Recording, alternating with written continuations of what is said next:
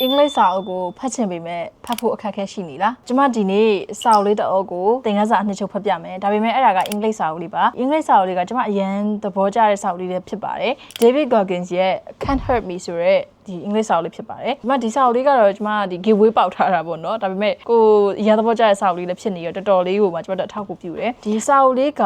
David Goggins ကကျမတို့ Gen Z လူငယ်အများစုတော့ယဉ်နှိမ့်မယ်ထင်ပါတယ်။ဒီလူကကြတော့အရန်ကိုမှမာကျော်တဲ့စိတ်တက်မာကျော်တဲ့လူလိုတော့ပြောလို့ရတယ်ပေါ့နော်။ Marathon နဲ့ပြေးတယ်အရန်ဝေးတာပြီးရင် American ရေတပ်မှာလည်း Marine မှာလည်းတာဝန်ထမ်းဆောင်ခဲ့ဘူးတယ်ပေါ့နော်။သူ့ရဲ့ဘဝကအစကအရန်ဝါတဲ့လူတယောက်ပေါ့နော်။ဒါဆိုရင်သူဓာတ်ပုံလေးထဲမှာဒါဆိုသူ့ရဲ့အရင်က previous ကအရင်ကတော့ကသူဖြစ်ခဲ့တဲ့ပုံစံလေးပေါ့အရန်ကမှသူ weight ကအရန်တက်တယ်ဒါပေမဲ့အဲ့ဒီပုံကနေပြီးတော့အခုလိုမျိုးရေတက်ထဲကိုဝင်မှုဆုံးဖြတ်လိုက်တဲ့အခါမှာသူ့ဘဝမှာကြုံလာရတဲ့အခက်အခဲတွေအကုန်လုံးကိုရေးထားတာဖြစ်ပါတယ်ပိုပြီးဆိုတာကသူကကြတော့ဒီ American နိုင်ငံသားဆိုတော့လူမဲလည်းဖြစ်တဲ့အခါမှာဒီ racist လို့ခေါ်တဲ့လူမျိုးကြီးခွဲခြားဆက်ဆံမှုတွေနဲ့မျိုးစုံကြုံရတယ်လောကဒဏ်တွေကိုအမျိုးစုံခံရတယ်ပေါ့နော်ငယ်တုန်းကလည်း abusive ဖြစ်တဲ့စိတ်လက်မှန်ပါလုပ်တဲ့ဒီအဖေနဲ့ဒီကြီးပင်ခဲ့ရတဲ့အတွက်ကြောင့်စိတ်ဒဏ်ရာတွေရောသူ့ဘဝတစ်ခြားလုံးအခက်အခဲတွေအားလုံးရေးထားတာပေါ့နော်ဆိုတော့စာအုပ်လေးထဲမှာရေးထားတဲ့ပုံစံမျိုးကသူကအခန်းတစ်ခုပြီးတိုင်းမှာ challenge တစ်ခုစီပါတယ်ပေါ့နော်ဒီသင်ခန်းစာကတော့ဘာလို့သင်ယူပြီးရဖြစ်တဲ့အတွက်ကြောင့်မလို့ကိုယ့်အတွက်လည်းဘာတွေချရေးပါဥပမာဆိုရင်ဒီမှာကိုဘာတွေပိုင်ဆိုင်ခဲ့ပြီးလဲပေါ့အဲ့ဒါကိုအရင်ချရေးခိုင်းတယ်ပြီးရင်ဘာတွေထပ်လုပ်ဖို့လိုသေးတယ်ဆိုတော့ရေးပြီးတော့ကိုက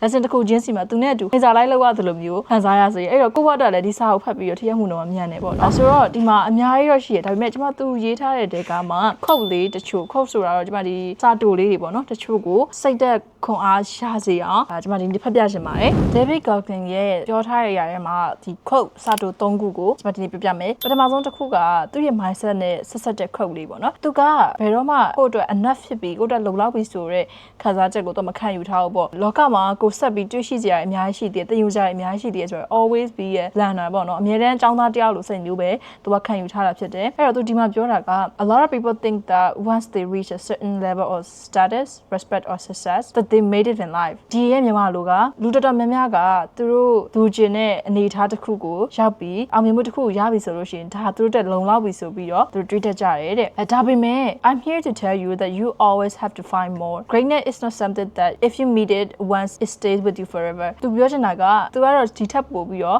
သင်ယူစရာရဲ့အများကြီးရှိသေးတယ် level တစ်ခုပြီးသွားတာပဲရှိတယ်ပေါ့နော်ကျမတို့တွေကအမြဲတမ်းဒီထက်ပိုပြီးတော့ဆက်ပြီးတော့တက်နေဖို့လိုရဆိုပြီးတော့အားပေးခြင်းတဲ့သဘောမျိုးနဲ့ရေးထားတာဖြစ်တယ်ပြီးတော့ဒါကကျမတို့ဒီဆိုရေးစကားတစ်ခုရှိရယ်ရေအိုင်ငယ်လေးမှာပဲနေတဲ့ငါးတစ်ကောင်ဆိုလို့ရှိရင်ရေအိုင်ကြီးတဲ့ကိုမရောက်သေးရကသူကဒီထဲမှာကိုကဘယင်လုံနေမှာပဲဒါပေမဲ့အိုင်ကြီးတဲ့ရောက်သွားတဲ့အခါမှာတကယ်အကောင်ကြီးရဲ့သူနဲ့တွေ့ငါကသိနေရပါလားဆိုရဲကိုကို beginner စိတ်ပေါ့နော်အခုမှစပြီးသင်ယူတဲ့သူစိတ်အဖြစ်ပြန်မှုရောက်သွားတယ်အဲ့ခါကျရင်ကိုကပြန်ပြီးစူးစမ်းတဲ့အခါမှာသူနဲ့ level တန်းဖြစ်လာတယ်ဒါပေမဲ့အဲ့ထက်ကြီးရဲ့ရေအိုင်ဆိုတာရှိအောင်မှာပဲအဲ့လိုနေရာမျိုးရောက်သွားတဲ့အခါမှာကိုကငါတို့ထက် level နဲ့တည်ရဲသူတို့နဲ့ရှင်းအောင်စူးစမ်းမယ်ဆိုရဲဒီလိုမျိုး always အများရန်ကျမတို့ကတောင်းတတရားလိုမျိုးသင်ယူနေတဲ့စိတ်မျိုးကိုသူကမွေဖို့အတွက်ကျမတို့ကိုပြောတော့တာပေါ့နော်ဆိုတော့ဒီဟာလေးကကျမတို့ကိုဘဝကိုဒီထပ်ပို့ပြီးတော့ level action နဲ့ထပ်ပြီးတော့တိုးမြှင့်ခြင်းနဲ့ထားပြီးမယ်ကိုက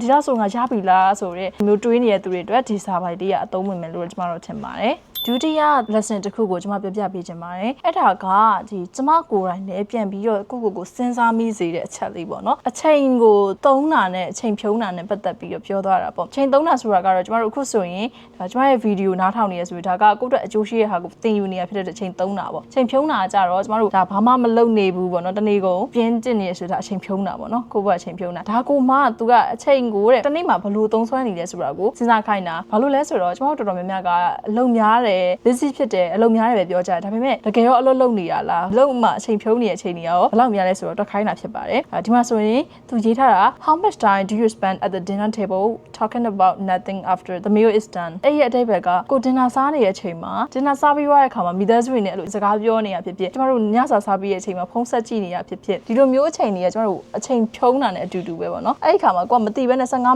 မိနစ်20ပါသွားတတ်တယ်ပေါ့တချို့ဆိုနိုင်ဝက်15မိနစ်လောက်ပါသွားတယ်စားပြီးရတာမှမထသေးဘူးဆိုတဲ့ပုံမျိုးပေါ့နော်သုံးလို့ကောင်းတဲ့အချိန်တွေကိုကျမတို့ကဖြုံးနေရတဲ့အတူတူပဲပြီးတော့ how many calls and texts do you send for no reason at all ကျမတို့ဒီပြင်းလို့ဆိုပြီးတော့ဒီတိုင်းပဲစာတွေပို့တယ် sticker တွေ shop ပို့တယ်ပြီးရင် real estate share ပေးတယ်ဒီလိုမျိုးဟာတွေကကိုယ့်ရဲ့အချိန်တွေကိုနည်းနည်းစီယူသုံးနေတာဘယ်လောက်ထိကျမတို့နည်းနည်းစီစုလိုက်လို့ရှိရင်တနားရီစာလောက်ဖြတ်သွားနိုင်တယ်တနေ့လုံးကကျမတို့နည်းနည်းစီပို့တဲ့ဟာကအဲ့ဒါမျိုးကို तू ကပြန်ပြီးတော့စမ်းစစ်ခိုင်းတာဖြစ်ပါတယ်ဒီတော့ကျမတို့တစ်ဘဝလုံးမှာကကိုကတကယ်သုံးနေတဲ့အချိန်ကတကယ်ဖြုံးနေတဲ့အချိန်ကဆိုတာကပြန်စမ်းစစ်ကြည့်ဖို့လိုတယ်အဲ့လိုစမ်းစစ်ပြီးလို့ရှိရင် तू ကကျမတို့ကိုဒီမှာမိကုန်းတွေကတော့အများကြီးမိထားရပေါ့နော် နော်ဒါပေမဲ့ကျွန်တော်မြန်မာလိုပဲပြောလိုက်တော့မယ်ဒီနေ့မှာကိုစားတဲ့အချိန်အိတ်တဲ့ချိန်ဒီလိုမျိုးသေချာစီစစ်လိုက်တဲ့အခါမှာချိန်တွေအများကြီးပုံနေအောင်သွားတွေ့ရပါလိမ့်မယ်တဲ့အဲ့တော့ block everything into windows of time and once your day is scheduled out you will know how much flexibility you have to exercise on a given day and how to maximize it အဲ့တော့ကိုယ့်ရဲ့မလိုတဲ့ဟာတွေအကုန်လုံး block လုပ်လိုက်ပါပြီးလို့ရှိရင်ကိုယ့်ရဲ့တနေ့တာကဒီလောက်ဆရာကြီးနဲ့ပြည့်သွားတဲ့အခါမှာကိုဘလောက်ထိတောင်ကိုယ့်ရဲ့အချိန်တွေကပုံနေသေးလဲသွားပြီးတွေ့ရပါလိမ့်မယ်တဲ့နေ့တစ်နေ့ရဲ့24နာရီကတကယ်တူတာတော့မဟုတ်ပေမဲ့ကိုယ့်အတွက်လုံလောက်တဲ့အချိန်ရှိရဆိုတာကိုရှားတွေ့သွားပါလိမ့်မယ်လို့သူကပြောတာဖြစ်ပါတယ်ဒီတော့ကျမသဘောကျတဲ့ဒီလူတရားရဲ့ပြောရိုးစကားလေးရှိရကြကျမ social media ပေါ်မှာဆရာတက်ပြောတာတွေ့ရလေးဖြစ်နိုင်တယ်ပေါ့နော်အဲ့ဒါကကိုတိုင်းတာတဲ့အရာကိုပဲကိုက control လုပ်လို့ရမယ်ကိုမတိုင်းတာထားတဲ့အရာကိုကိုကသွားပြီးတော့ထိန်းချုပ်လို့မရအောင်ဆိုတော့ပြောချင်တာဖြစ်တယ်ဒီလိုမျိုးပဲကိုယ့်ရဲ့နေ့တစ်နေ့တာကိုကတိုင်းတာလိုက်တဲ့အခါမှာချိန်ရီစီမံခန့်ခွဲလိုက်တဲ့အခါမှာကိုကဒါကိုကိုယ့်အချိန်ကိုကိုယ်တိုင် control လုပ်နေရတယ်အတူတူပဲကိုယ်တိုင်ထိန်းချုပ်နေရတယ်အတူတူပဲကိုမတိုင်းတာထားတဲ့အရာမှာကိုဘာမှန်းစားလို့မှမရတဲ့ဟာမျိုးဆိုရင်ကို control လုပ်လို့မရအောင်ထိန်းချုပ်လို့မရအောင်ဆိုတာကိုဒီမှာပြောထားတာဖြစ်ပါတယ်ဒါလေးကလည်းအသုံးဝင်မယ်လို့ယုံကြည်ပါတယ်ဒီစာအုပ်ကိုရေးတဲ့ Mr. David Goggins ကကြတော့သူကအရန်ကိုမှ energetic ဖြစ်ပြီးတော့ကိုအရန် push လုပ်တဲ့သူပေါ့နော်အရန်တွန်းအားပေးတဲ့သူဆိုတော့သူတဲ့ဒီဟာကအသုံးဝင်လို့ရေးထားရလို့ကျွန်တော်တို့ယူဆရတယ်ပေါ့နော်ဒါဆိုရင်ကျွန်တော်တို့တတိယမြောက်နဲ့နောက်ဆုံးသင်ခန်းစာကိုသွားလိုက်ကြရအောင်ပါဒီနောက်ဆုံး lesson ကကြတော့ကျွန်တော်တို့အရှိဆုံးကဟာနဲ့ဆင်တူပါတယ်သူ့ရဲ့သဘောကလည်းဘယ်လိုမျိုးလဲဆိုတော့ကျွန်တော်တို့ကအခုချိန်မှာအောင်မြင်ပြီးရဲ့ successful career ကိုပါဆိုင်ပြီးရဲ့သူတယောက်လားစီးပွားရေးလုပ်ငန်းရှင်ကြီးတယောက်လားပေါ့ကောင်းတယ်ဒါဆိုလို့ရှိရင်ထပ်ပြီးတော့ဘာသာစကားအသစ်ဖြစ်တင်တာလုပ်လိုက်ပါလားပေါ့နော်ဒါမှမဟုတ်ရှင်လည်းကျောင်းဆက်တက်လိုက် degree တစ်ခုခုထပ်ယူလိုက်ပါလားပေါ့သူကဘာဖြစ်လို့အဲ့လိုမျိုးတွေခဏဒီလိုမျိုးအစကနေပြန်စခိုင်းလိုက်တစ်ခုတက်သွားပြီဆိုတော့တစ်ခုကိုအစကနေဘာလို့ပြန်သင်ခိုင်းနေဆိုတာကားတဲ့အကြောင်းရှိတယ်အဲ့ဒါကဘာတဲ့လဲဆိုတော့ကျမတို့ရဲ့ခန္ဓာကိုယ်ရောသိဉာဏ်ရောဒီရတဲ့အကုန်လုံးကိုကျမတို့ထပ်ပြီးတော့တိုးချဲ့ဖို့အတွက်ကကြတော့ဒီလိုမျိုးအမြဲအသစ်တွေသင်နေမှာသူကရမယ်လို့ပြောချင်တာပါ This is the only way to expand your body of knowledge and body of work It's the only way to expand your mind အမြဲတမ်းကျမတို့ကတစ်ကနေပြန်စရဲတဲ့ဒီလိုမျိုးတတိရှိပါပေါ့နော် beginner အမြဲလုပ်ရဲတဲ့တတိရှိပါပေါ့တချို့ကျမတို့ကတွေကစိတ်ထဲမှာများသောအားဖြင့်တခုခုကိုအချိပိုင်ဆိုင်လိုက်ရပြီဆိုရင်ငါတို့အကုန်လုံးထပ်တာသွားပြီဆိုတဲ့စိတ်မျိုးဝင်တတ်ကြတယ်ပေါ့နော်ကိုကလည်းတကယ်ကြိုးစားပြီးရလာတဲ့အရာကိုအဲ့ခါကျရင်ကျမတို့ကအဲ့ဒီနေရာမှာ okay ဒါလေးကို enjoy ခဏလုပ်လိုက်ခဏပေးပြောလိုက်ပြီးသွားလို့ရှိရင်ကိုနောက်ထပ်တက်မဲ့ level အတွက်ကျမတို့ထပ်ပြီးတော့ကြိုးစားရမယ်ပေါ့နော်အဲ့ခါကျရင်ကျမတို့ကမန်မာနာတွေကို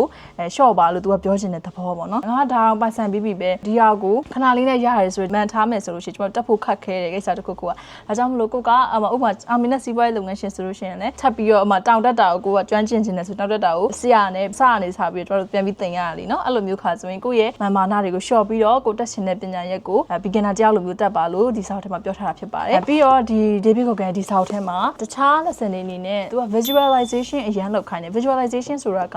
ကျွန်တော်မြန်မာလိုနားလည်အောင်ပြောမယ်ဆိုရင်ကိုယ့်ကိုပုံဖော်ခိုင်းတာပေါ့နော်ဥပမာသူဆိုလို့ရှိရင်ဝိတ်ကြခြင်းနဲ့ဝိတ်ကြပြီးတော့ရန်ကိုမှရန် strong ဖြစ်တဲ့ marine စစ်သားတယောက်ပေါ့နော်ရေတက်ကသူတယောက်ဖြစ်ချင်တယ်ဆိုရင်သူကမှန်ရှိမှသွားတယ်သူ့ရဲ့လက်ရှိပုံခဏဖောက်ပြီးမျိုးလုံးလေးမှိတ်ပြီးတော့သူပုံဖော်ကြည့်ရင်ငါတနေ့ဒီလိုဖြစ်ရမယ်ဆိုပြီးတွေးရဒါပေမဲ့အဲ့လိုဖြစ်ရမယ်ဆိုပြီးတွေးရအခါမှာသူ့မှာလည်း plan ရှိပြီးသားဒီမနေ့ကနေပြီးတော့ညရောက်တဲ့အထိဒီအရာကိုပဲသူကဥတည်ပြီးသွားတာကိုလည်းမှန်ထဲမှာကြည့်ရင်ငါဒီလိုလူတယောက်ဖြစ်ဖို့နေ့ရက်တိုင်းကို 1% စီတိုးအောင်ကျွန်တော်တို့တနေ့မှာ100%လောက်ပဲစူးစမ်းပြီးတော့100%တွေရက်100ပေါင်းသွားတဲ့ခါမှာ100ပြည့်သွားတယ်လို့မျိုးပေါ့နော်အဲ့လိုမျိုးကျွန်တော်တို့ကတနေ့နည်းနည်းချင်းစီရအောင်စူးစမ်းမယ်ဆိုပြီးကိုပုံဖော်ကြည့်ရဲသူက visualization လို့ခေါ်တယ်အဲ့လိုကိုပုံဖော်ကြည့်တာကအရန်အားကောင်းတယ်လို့သူကဆိုပါတယ်ဘာလို့ဆိုတော့သူကိုယ်တိုင်နဲ့ဒီနီးနဲ့အလုပ်ဖြစ်ခဲ့တာကိုအဲ့ဒီနီးနဲ့သူ jet တူတွဲမှာသူ weight လုံးဝကျပြီးတော့သူဖြစ်ချင်တဲ့ပုံစံနဲ့ဖြစ်သွားတယ်ဒါပေမဲ့သူပြောချင်တာကအဲ့ဒီမှာကိုတကယ်လက်တွေ့မလုပ်ဖ နဲ့ပုံဖော်မယ်ဆိုရင်တော့ဒါဖြစ်လာမှာမဟုတ်ပါဘူးသူပြော you cannot visualize the lines ပေါ့နော်ကိုလိန်ပြီးတော့မှန်ရေးပဲကြည့်ပြီး okay ငါလှရမယ်ဆိုပြီးတော့ကိုလိန်ပြီးတော့အဲ့လိုလုပ်တော့မရဘူးကိုတကယ်မနက်ကနေညအထိလက်တွေ့လဲကိုယ်တိုင်လုပ်နေရမယ်ပြီးရင်ပုံလဲဖော်နေရမယ်ပြီးတော့ဒီဗုဒ္ဓဘာသာမှာဆိုရှိတယ်လို့ပဲကို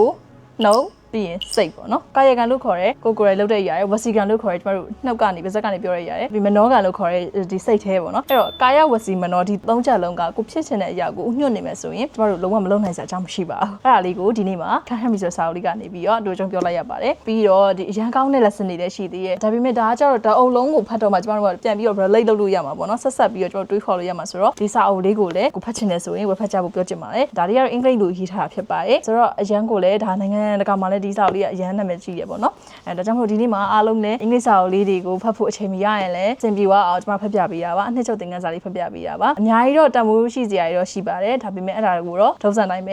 ကိုယ်တိုင်ဝယ်ဖတ်ကြမှာကိုယ်တိုင်ဖတ်ရတဲ့အရာသားလေးကိုကျွန်မပို့ပြီးအားပေးတာကိုဒါကြောင့်မို့ကိုယ်တိုင်ဝယ်ဖတ်ကြဖို့တိုက်တွန်းချင်ပါတယ်ရှင်ကျွန်မကတော့စာရေးဆောင်မှာရပါကျွန်မမှာမကြခင်လအတွင်းမှာ reality check အမှန်မြင်ခြင်းဆိုတဲ့စာအုပ်လေးတို့ထုတ်ဖို့ရှိပါတယ်အဲ့ဒီစာအုပ်လေးကလည်းကျွန်မတို့ဒီဘဝနဲ့နေထိုင်ရင်းနဲ့ပတ်သက်ပြီးတော့ဒီထိုက်စာအုပ်လေးဖြစ်ပါတယ်ကျွန်မဒီစာအုပ်လေးကိုရေးဖို့လည်းကျွမ်းကျင် ချင်သူတွေရဲ့ဒီအကြံဉာဏ်တွေရောကိုတိုင်းကောအကောင်ဆုံးဖြစ်အောင်တွေးပြီးတော့မှဒီစာအုပ်လေးထွက်လာအောင်လို့စာမှုလေးကိုအကောင်ဆုံးပုံဖော်ထားတာဖြစ်လို့ဒါလေးထွက်လာရင်လည်းအခုကျွန်တော်အပိနေတဲ့ဒီကြည့်နေတဲ့ပရိသတ်တွေကိုအကိုမတို့ကိုလည်းလာပြီးပြပြပေးပါမယ်ဆိုတော့ဒီနေ့လဲစာအုပ်လေးဖတ်လို့အကျိုးရှိသွားမယ်လို့ယုံကြည်ပါတယ်ဒါဆိုတော့နောက်ဗီဒီယိုမှာပြန်တွေ့ကြပါမယ်ရှင်